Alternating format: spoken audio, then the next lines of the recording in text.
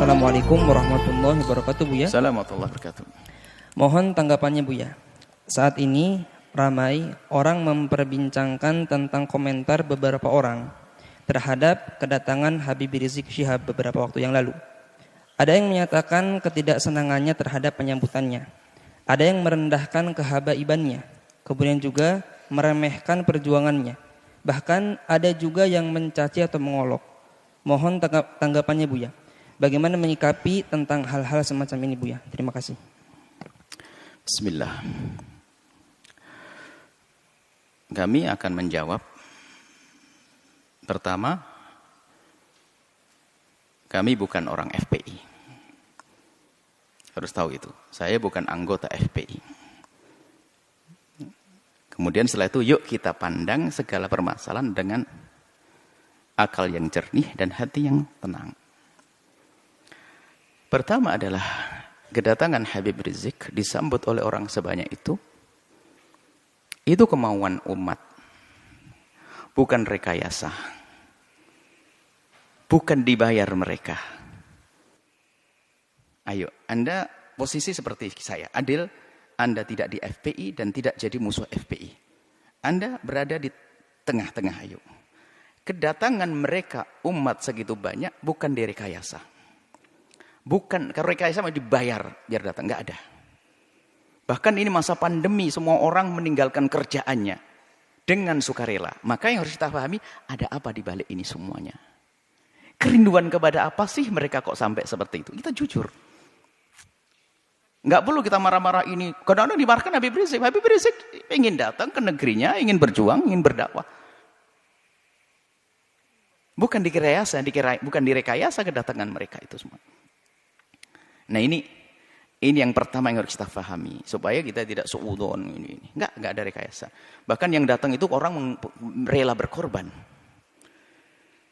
Kemudian kedatangan beliau adalah apa tadi, membuat kerusakan, keramaian dan sebagainya. Mari kita pandang dengan jujur juga. Kalau Habib Rizik mengadakan kumpulan, demo dan sebagainya misalnya. Jujur Anda, apa sih yang diminta Habib Rizik? Habib Rizik tidak minta pulau untuk pesta apa. Tidak juga minta jabatan jabi apa. Tapi yang diminta apa? Coba kita cari. Anda jujur sebagai bangsa Indonesia yang adil, yang jujur, apa yang diminta? Jejer permintaannya apa sih? Dulu permintaannya adalah bagaimana ada orang yang mengucapkan kalimat yang merendahkan umat Islam dengan merendahkan Al-Quran, ayo diadili. Apakah permintaan semacam ini salah? Coba dilihat dulu apa sih permintaan Habib Rizik? Ini harus jujur Anda melihat Habib Rizik kalau kumpul-kumpul minta apa? Yang diminta apakah Habib Rizik ingin pemerintah memfasilitasi, Habib Rizik ingin membangun tempat minuman keras paling besar sejagat raya? Enggak juga. Kalau Habib Rizik minta begitu, kita berontak semuanya. Yang diminta apa? Coba kita jujur. Yang diminta baik atau jelek? Kalau yang diminta baik, kenapa kita bingung yang diminta baik kok? Keadilan misalnya. Harus ada misalnya menghentikan kemungkaran. Selagi yang diminta baik. Isunya yang diminta baik. Maka jangan gampang menilai orang dengan buru-buru. Sekarang jujur minta apa? Anda bisa melihat di media. Atau Anda datang kepada Habib Rizik minta apa? Kan begitu. Yang diminta apa? Yang diminta adalah yuk kita menegakkan. Habib Rizik misalnya FPI di beberapa tempat minta agar kemungkaran di sini dihentikan. Loh, kemungkaran dihentikan apakah permintaan yang salah? Karena kemungkaran itu akan merusak orang lain. Coba yang diminta apa? Ini jujur dulu. Kalau yang diminta adalah menghentikan sesuatu yang membahayakan umat membahayakan itu bukan saya membahayakan di dunia, kita punya iman di akhirat. Yang membahayakan di dunia nggak boleh. Misalnya Habib Rizik memasang ranjo-ranjo, kita hentikan, membahayakan di dunia. Memberhentikan membahayakan di dunia pun harus membahayakan urusan dunia. Kita wajib menghentikan. Apalagi jika yang diminta adalah menghentikan segala sesuatu yang bakal merusak akhiratnya umat. Misalnya. Dan itu memang yang diserukan adalah selama ini yang kami ketahui adalah mengajak itu. Bagaimana agar kemongakan tidak terus merebak, kemudian juga bagaimana keadilan bisa ditegakkan. Di saat menuntut keadilan bukan berarti orang-orang yang lagi berkuasa 100% tidak adil. Ada beberapa tempat yang kurang serasi atau perlu disesuaikan agar terjadi keadilan. Jadi minta keadilan itu wajar, sah. Keadilan berlaku untuk siapa? Untuk semua umat, untuk bangsa ini. Bukan keadilan untuk Habib Rizik dan FPI-nya, bukan. Keadilan untuk semuanya. Coba yang diminta apa? Lah ini maksud kami adalah jangan buru-buru menilai. Yang diminta apa? Bukan minta bantuan untuk membangun pesantrennya di mana, bukan untuk kepentingan ormasnya, bukan. Akan tapi selama ini disuarakan adalah seputar itu.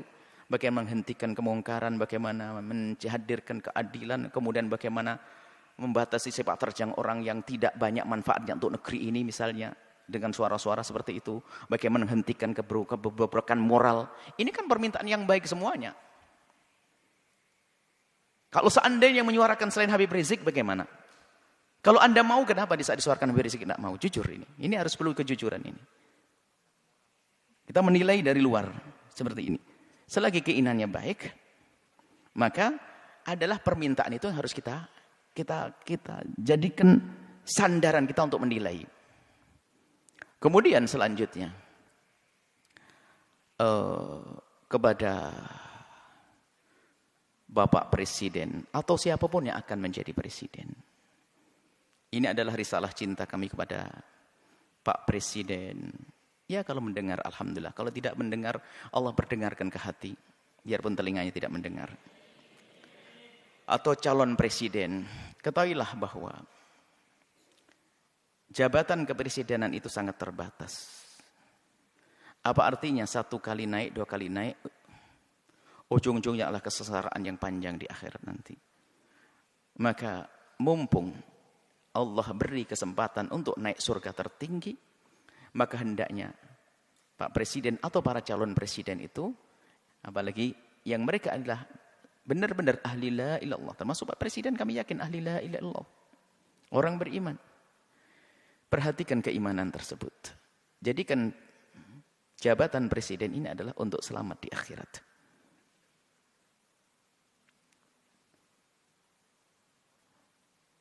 Maka selama ini panjatan doa semoga orang-orang seperti Habib Rizik dijaga dan bisa istiqomah. Dan doa kita kepada Pak Presiden semoga juga Allah memberikan bimbingan agar bisa menjadi baik semuanya. Tidak perlu kita memusuhi, akan tapi kita perlu bagaimana menghantarkan kebenaran. Kita tidak punya permusuhan dengan Bapak Presiden. Akan tapi kami punya cinta karena kami tahu beliaunya adalah ahli la ilaha illallah. Kami ingin bahasanya kelak juga selamat di akhirat. Maka mohon, atau calon-calon presiden yang akan datang. Ingat, jadi presiden adalah berbatas waktunya. Tapi akhirat adalah selamanya dan tidak berbatas. Maka jangan sampai di saat menjabat kepresidenan ini adalah ditipu oleh orang-orang yang ada di kiri kanan kita misalnya, yang punya kepentingan syahwatnya, urusan dunianya, tidak ada hubungannya dengan imam, sehingga kita akan kebawa ke sana.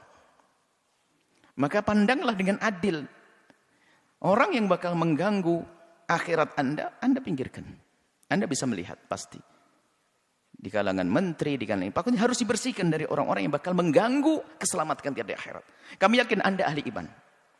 Kami mendengar Anda jadi imam sholat. Anda juga umroh. Subhanallah. Tinggal perlu Anda mengikuti hati kecil Anda bahwasanya Anda ahli iman. Maka segala sesuatu yang bertentangan dengan keimanan Anda ini ayo diberesi, diselesaikan. Karena itu akan ada tuntutan dan tanggung jawab di hadapan Allah Subhanahu wa taala. Kemudian berlapanglah dengan masukan atau kritik dari siapapun.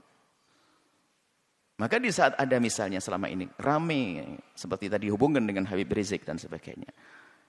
Yang diminta adalah, kami yakin yang diminta Habib Rizik adalah di hati kecil Anda adalah Anda setujui. Keadilan, kebaikan dan sebagainya.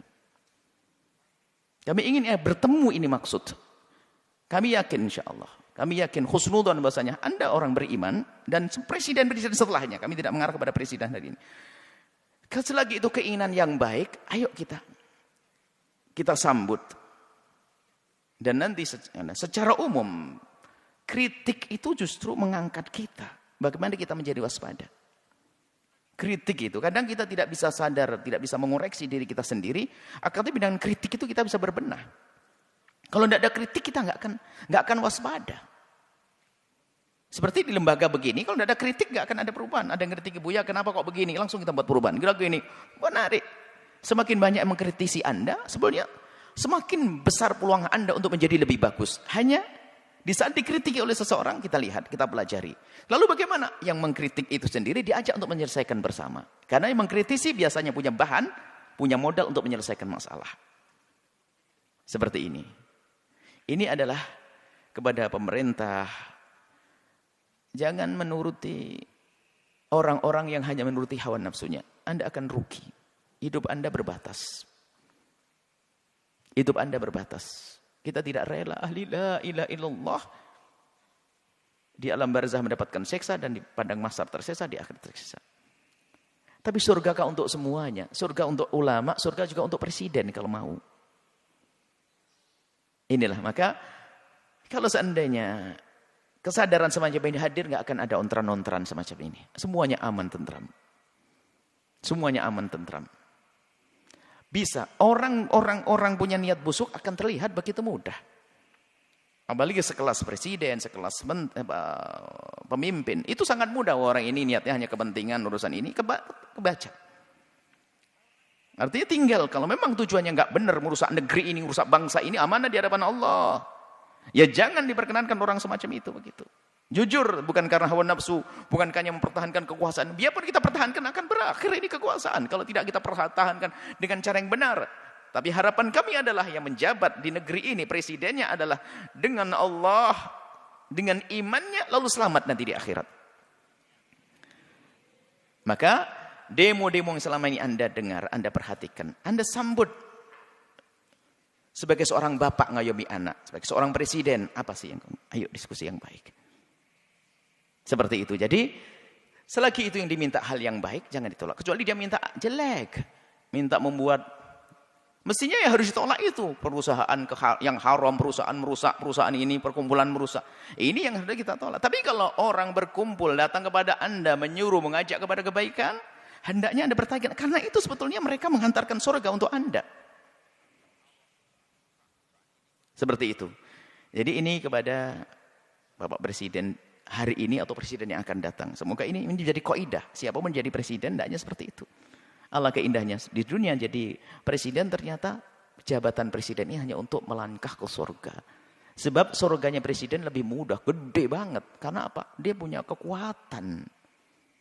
Kekuatan untuk masuk surga mah gampang. Seperti itu. Kemudian selanjutnya, kepada umat semuanya, hentikanlah dengan budaya mengadu domba. Habaib diadu domba dengan habaib. Habaib dengan ulama. Ormas dengan ormas. Hati-hati, ada Allah. Jika Anda menyebarkan sebuah berita tapi niatnya jelek, ada hitungannya di hadapan Allah. Allah akan porak-porandakan di dalam diri kita sendiri. Kita tidak bisa ngancam dengan senjata. Kami hanya mengingatkan ada Allah.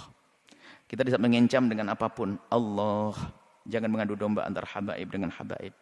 Ulama-ulama. Kalau mengambil berita, sekiranya kalau itu maslahat Anda sebarkan.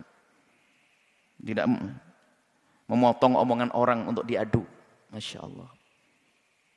Khususnya para habaib adalah dzurriyyah Nabi SAW yang kita harus mencintai mereka. Apalagi menyebarkan berita-berita. Maka kepada umat semuanya, ayo ada hitungannya.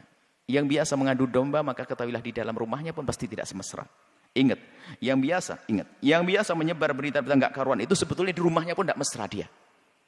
Tidak akan indah di rumahnya. Dengan saudaranya mungkin rebutan waris dengan ini. Lihat, yang biasa menyebarkan fitnah begitu tuh. Yang suka nyebar fitnah-fitnah, memfitnah para habaib, memfitnah para ulama itu, kalau dilacak dalam rumahnya enggak ada mesra.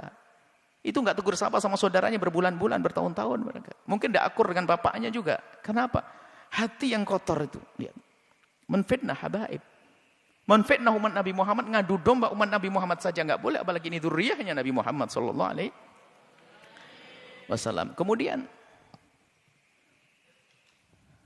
Ada karena marah dengan seperti Habib Rizik, marah dengan seperti ini, lalu sampai mengarah kepada perendahan kepada nasab, innalillah.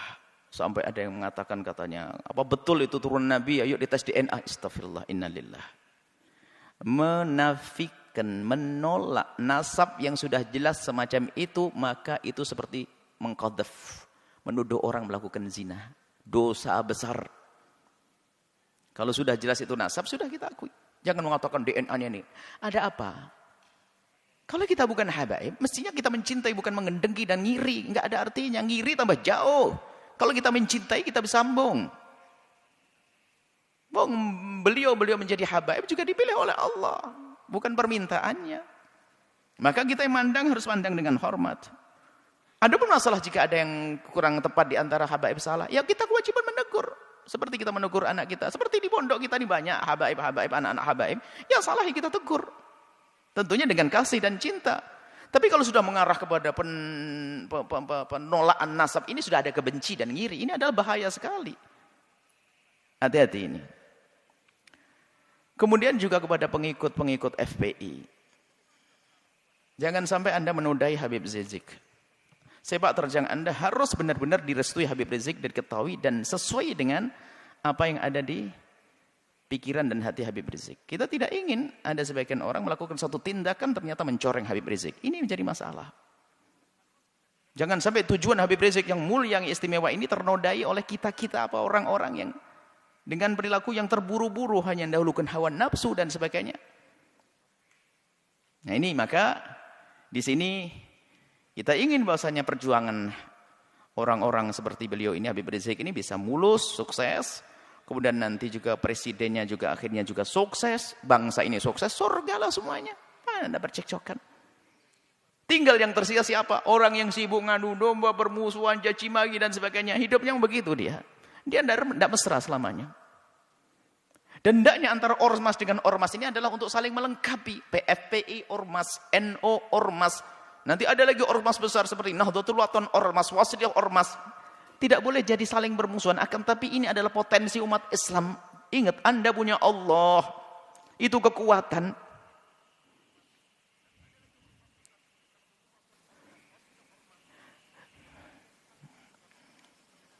Semoga Allah menjadikan kita juru damai di negeri ini. Yang berjuang semoga diberi keikhlasan. Yang punya kebencian dengan pejuang-pejuang semoga diberi kesadaran dan diampuni oleh Allah. Pejabat-pejabat semoga dimulai dari presiden sampai bawah semoga Allah berikan hidayah, bimbingan sehingga semuanya kita ini selamat. Tidak boleh kita mengharapkan orang celaka masuk neraka, enggak. Kita harus merindukan mereka. Nah, kalau semuanya atas dasar ini semuanya, kesadaran rindu kepada Allah, menganggap kebenaran sebagai kebenaran, maka semuanya akan beres. Yang menjadi masalah adalah kita dikuasai hawa nafsu. Kita tahu itu kebenaran hanya karena bertentangan dengan kepentingan pribadi saya, maka saya tolak. Enggak. Muncul kebencian-kebencian dengan para ulama, kebencian kepada para habaib, na'udzubillah. Adapun orang yang membenci Islam itu memang selalu ingin merusak Islam, itu urusan mereka dengan Allah, ada hukumannya nanti di akhirat. Jadi maksud kami mulai dari berbicara tentang Habib Rizik sampai terakhir pengikut Habib Rizik dan juga di dalamnya ada presiden, di dalamnya ada orang yang mempertanyakan nasab. Ayo, yang salah dalam rentetan cerita ini, ayo kita sadar diri. Kita ingin tentram damai. Tentram damai, jangan ada permusuhan, ya. Kita dengar kalau itu kebenaran sebagai kebenaran. Jangan sampai kita ini adalah mendahulukan hawa nafsu kita. Ingat nasihat mulia dari guru mulia. Kalau ingin berbicara, kalau ingin melangkah, kalau ingin berfatwa, kalau ingin mengeluarkan sebuah statement atau apapun, ukhruj min hadzi nafsik. Keluarkan dari kepentingan hawa nafsumu. Hawa nafsu jabatan, hawa nafsu tahta, hawa nafsu. Kalau kita bebaskan itu, maka kita bisa ngomong jujur dan adil nanti insyaallah. Dan tentunya setelah itu minta bimbingan kepada Allah Subhanahu wa taala dan kepada semuanya. Kami mulai dari Habibana Rizik sampai kepada pengikut-pengikut beliau, Pak Presiden dan sebagainya. Kami mohon maaf sebanyak-banyaknya jika kami ngomong di apa yang kami sampaikan ada menyinggung perasaannya kita hati. Ketahuilah bahwasanya nuhibbukum jami'an, kami mencintai semuanya. Harapan kami adalah setiap kami bertemu dengan semuanya ini adalah semuanya saling senyum, saling pandang dengan penuh kasih sebagai muqaddimah pandangan kelak di surga bersama Nabi Muhammad SAW. Tegakkan kebenaran, keadilan, hentikan kemungkaran. Yuk kita menuju Allah Subhanahu wa taala. Wallahu a'lam bissawab.